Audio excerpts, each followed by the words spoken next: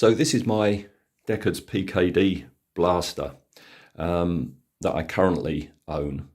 This is actually my second one. I had one before this, and I think I sold it when I got this, because I can't remember when I made this. This was about 10 years ago or something like that. But the one I had before that, I had back in the 90s, and that is me holding it back in, this is a August evening in 1994, when we decided to remake Blade Runner in the cinema we worked at. And yeah, we started at 11 at night and we finished at about, I don't know, 3:30, 4 in the morning.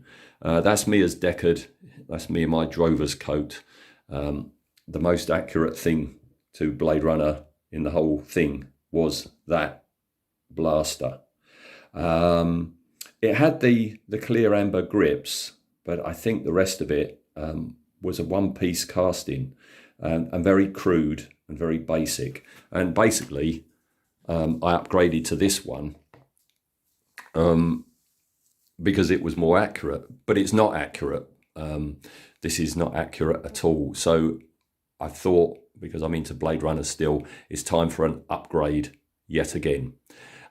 So this is the start of a new project to make a new blaster, and most probably, in fact I will, what I'm going to do, once I've built the new one, this one's going into a raffle on my Patreon page. All right. So I'm not going to do an unboxing though, because it has come and it is all in here, and there are an awful lot of parts. Many parts, many parts. And you have the screws, and you have the electronics, and you have the wires, and many parts, right? And I'm not going to get them all out because I fear I'm going to lose some or something. And there are no instructions, which is unusual. What you've got instead is a thank you for buying, right? And a checklist. Somebody's ticked off all the parts that there are. Oh, I noticed that there's magnets. There's 5mm magnets. So yeah, there's an awful lot of bits, but no instructions. What it does tell you to do is to go to Thingiverse, where there's a step-by-step build diagrams. So that's what I'm going to be doing. So I think what I'm going to do is I'm going to look at the step-by-step. Step one, find what bits I need, take them out the bag, clean them up if needed, wash them, assemble it, do a little video here, and then move on to the next bit. So I can foresee this build being quite a lengthy build. I'm not sure, maybe I should do it in parts, I don't know, but it's underway. First thing to do is go to Thingiverse and just see what I've got to do first. All right, so I've been on Thingiverse and the assembly instructions are there, kind of. What you've got is a series of images showing you the parts that you need and a description of what to do, right? And then the next image is the next part, but there's no interconnecting bit. There's no thing that says, right, you now get this and you put that in there, right? So here we go. This is the start of it. This is the inner workings, because, you know, the original prop was a working blank firing blaster, and the inner workings, buried deep inside it, was a bulldog revolver, and this is part of it. Well, some of it. This bit is, all right. So these are the parts, and this is what you've got to do. And it's a bit cheeky of them in that the two triggers, it says to get a metal pin to pin them there, the pins aren't supplied. And then it says to have them spring loaded, use the spring from out of a ballpoint pen. Now there are springs provided with this kit, but I'm not sure if they are the ones we're meant to use. I don't think they are, because there's only like 2 or 3 and there's quite a few. So yeah, I've had a hunt around the house and I've come up with a bulldog clip. I'm thinking about that. The spring. But I think I've got to cut it in half because it basically sits up there in that little recess and then sits in that one there. Okay, so basically you've got to cut it to size, shove it up on in there and get a metal pin. I'm thinking a paper clip should do that. So as I say, a little bit cheeky, but there you go. The other thing that I hadn't realised, and this is actually going to help me, is this is an all bells and whistles kit, in that it's, apart from actually firing it, it is functional. The side comes out so you can put bullets in it. You know, the big lever thing moves and everything. I don't want any of that. I don't want an all bells and whistles. I just want a nice looking replica, right? So because of that, some of the parts I can actually discount, and some of the sections I think I can discount, which is just as well, because I'm a bit disappointed too. After putting the triggers in, what you're meant to do here with this piece is get that down in there, right? So it comes out that hole there. This is where the you know, the chambers will go, right? So that's got to fit down in there and in. Fair enough. I think it will just about fit in there, right? And then it says to glue that little bit there to the back of the catch. But that hole is much smaller than that. Okay? But when you've done that, that's meant to go in there. You glue that to there, and then it goes there like that. And then you get a tiny little screw, this fella here, not the tiniest, that one there. And it says to actually thread that hole so it will work. And it's like, I don't want to start threading holes. So I think what I'm going to do, my first thought is, all right, well, you're never going to use this catch because you're never going to release it to get bullets out or put bullets in. So just drill that out, super glue that in place. Who's to know, right? But the problem with that is this piece here, which goes down in there, right,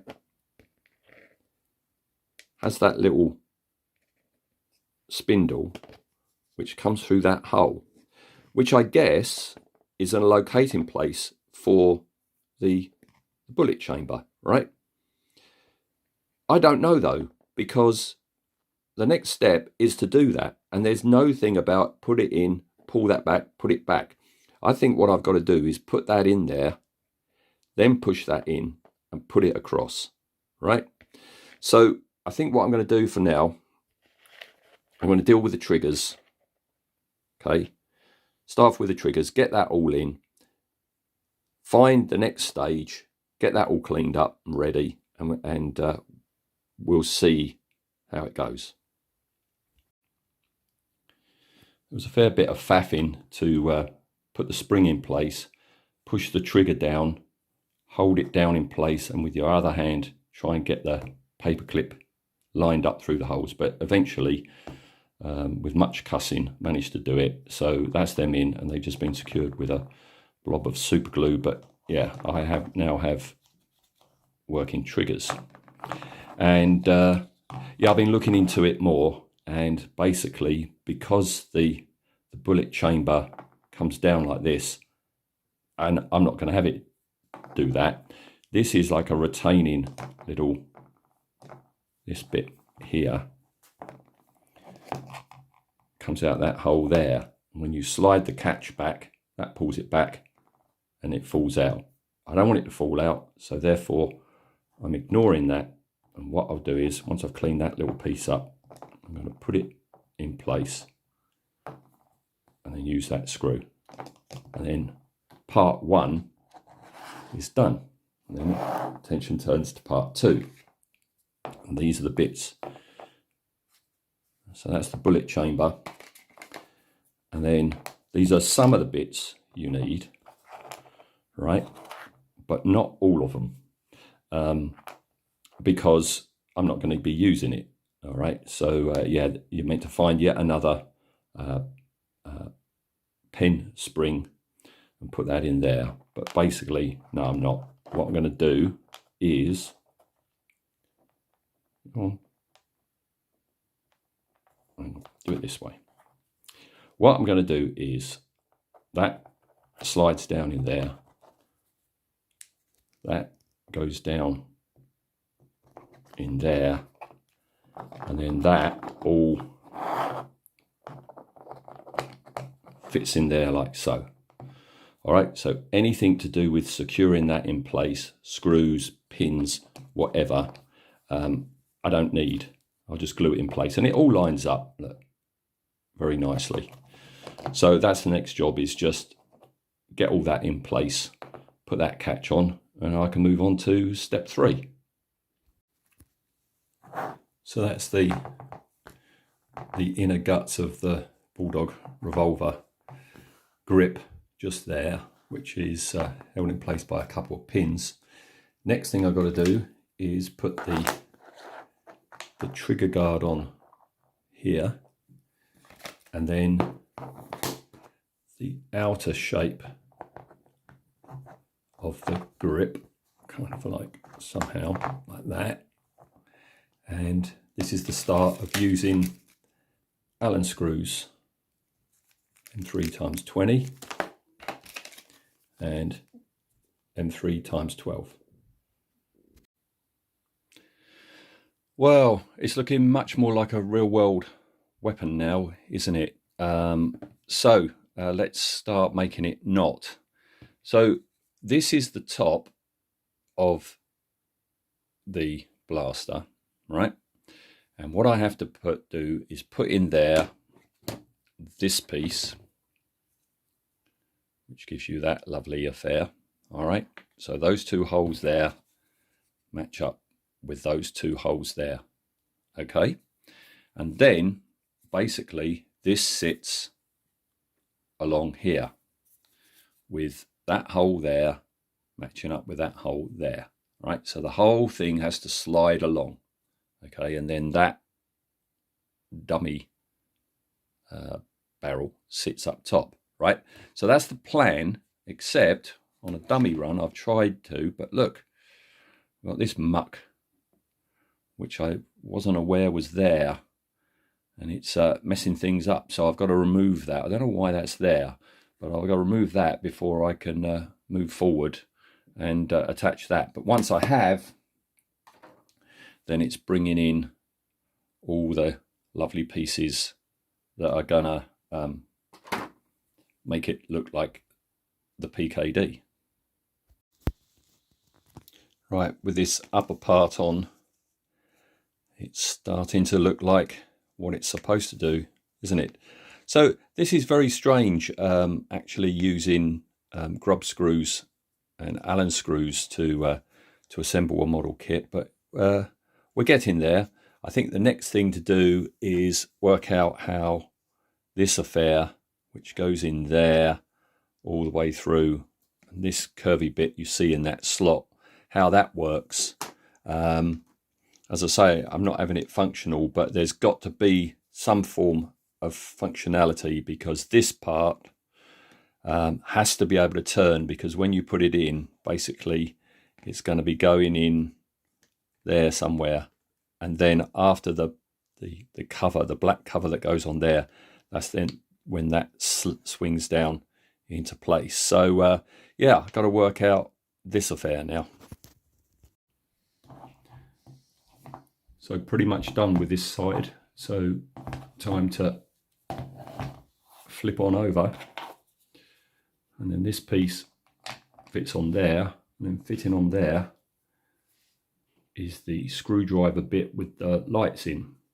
So this is the start of the electrical work, because either end you have a green LED. But I think for ease of painting, I'm going to prime and spray that one black before I start putting the wiring in. Well, I really don't know if the lights are actually going to be working on this gun. The next step is to get the green LEDs into the screwdriver. Now, as I said before, that's a very tight fit, okay? And to do it, to get the wires through and out here, supplied is this incredibly fine wire, which is good. That's fine. It's good it's been supplied. I've had to order a new small soldering iron tip for my soldering iron, and that's not come yet, so a bit of a delay. No, the problem is going to be, this is a very tight fit, okay, in there. And once I've soldered the leads onto the LED, one side of it I've got to insulate, so when they go in there, because they are going to be squeezed down, I've got to put insulation around one of these legs. That is going to be a mighty tight fit. I don't know if this is going to work or not, but you know, nothing ventured and all that. So just waiting for the replacement tip to come. Then I'm going to have a go at wiring it. I guess I'll know when the wires come out and I connect up to the next piece. Right, this is either going to work or it's not going to work. There's no real going back. Either I'm going to have a lit blaster or a not lit blaster, because I've soldered this incredibly thin wire to the green LEDs and I've inserted them. All right, as you can see, it's incredibly fine wire. Now I've got to solder them to a thicker wire, which comes up and runs down to the battery pack, which is this affair. It's really well done. Look, you've got the off on. All the holes are the right size to hold the red LEDs. And if I can open this one-handed, as I say, this is the battery pack. The LEDs are going to go in there. Okay, the 4, 2 on each side, the switch, the battery pack. There's the LED that goes in the bottom there. All right, and it's held in place by 4 very strong magnets which have been supplied.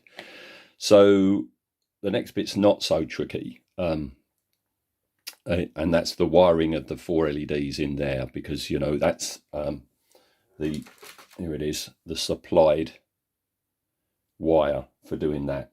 And as I say, there's also supplied the magnets, the red LEDs, the switch just there, and that's the battery thing. It takes a large round like watch battery, and there's the magnets. All right, some of these springs are left over. I didn't need them after all. Okay, and then you've got this curiosity, this, where is it? Oh, that one.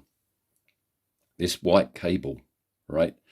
This white cable joins the very thin wires, comes down and into there somehow.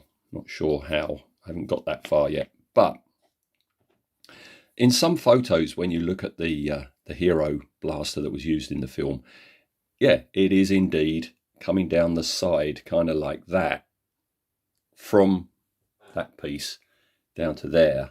It's there, you know, and in some shots it's not. So I've got to look into that as well. Oh, and I've sprayed the bottom of the hand grip silver. For some reason that was silver and not the colour of the rest of the gun.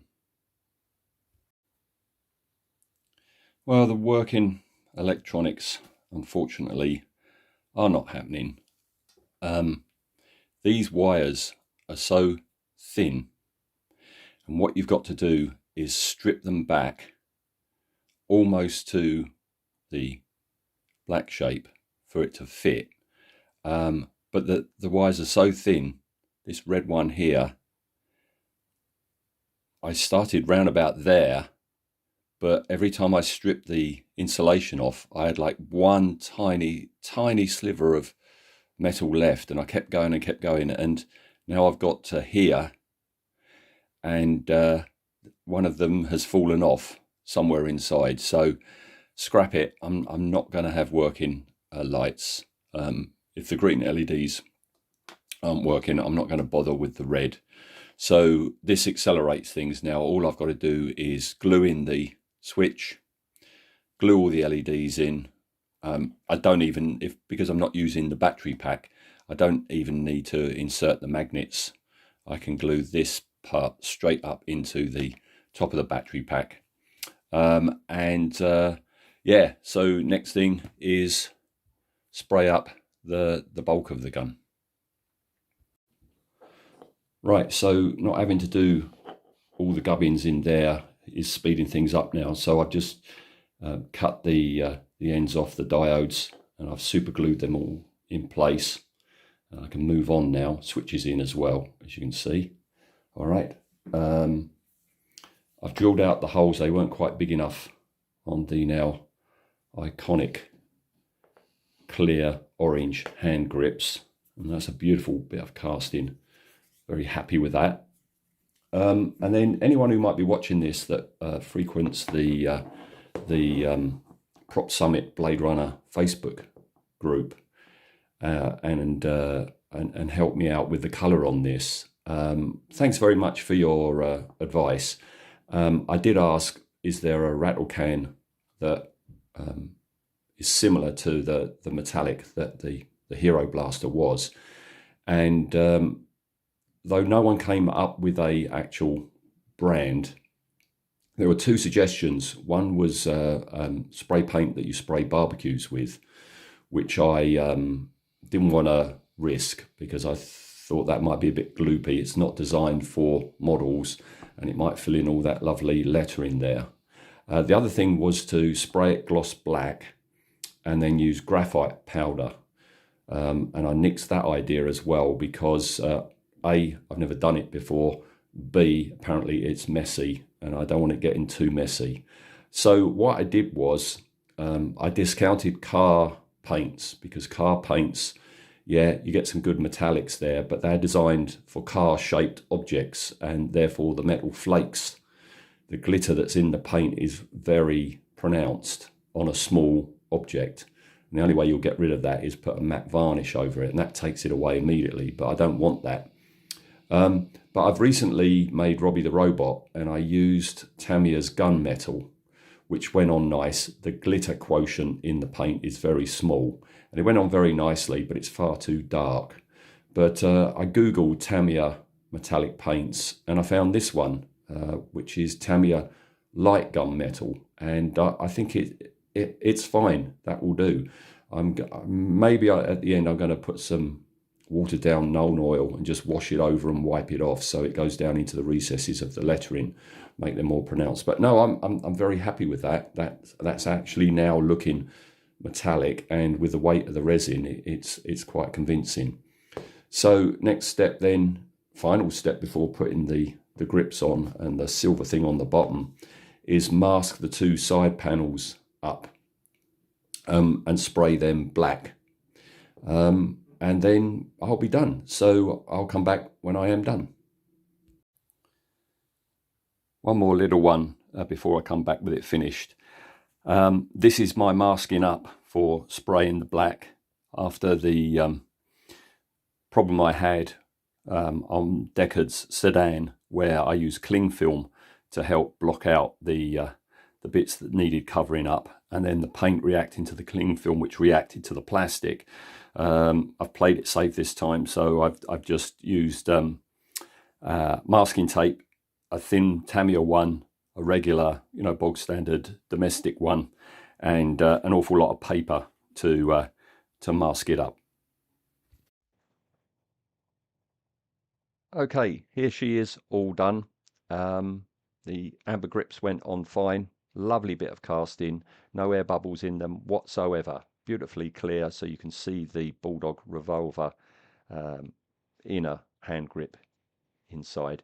The only thing I haven't done is put a black wash in the lettering and the details, because I don't know how that will go, and I don't want to mess things up at the very end. So I've decided not to. I know they're there. I'm happy how they are, so that's good enough for me. Shame the LEDs don't work, but they're in there. The light switch is in there, as you can see. Yeah, it's a shame, but on the other hand, I've said before, when I make models that light up, it's a lot of effort. I'll switch them on at the end for a photograph or a video, but I never switch them on again. And it's not like I'm going to put them in a show, or God forbid, I cosplay as Deckard and dress up as Deckard again. So there we go. Very, very happy with that. It's been an unusual, challenging project. The fact that there isn't actually an instruction sheet, you have to look at not very clear photos to assess what goes where and how. I thought before we go, I would just show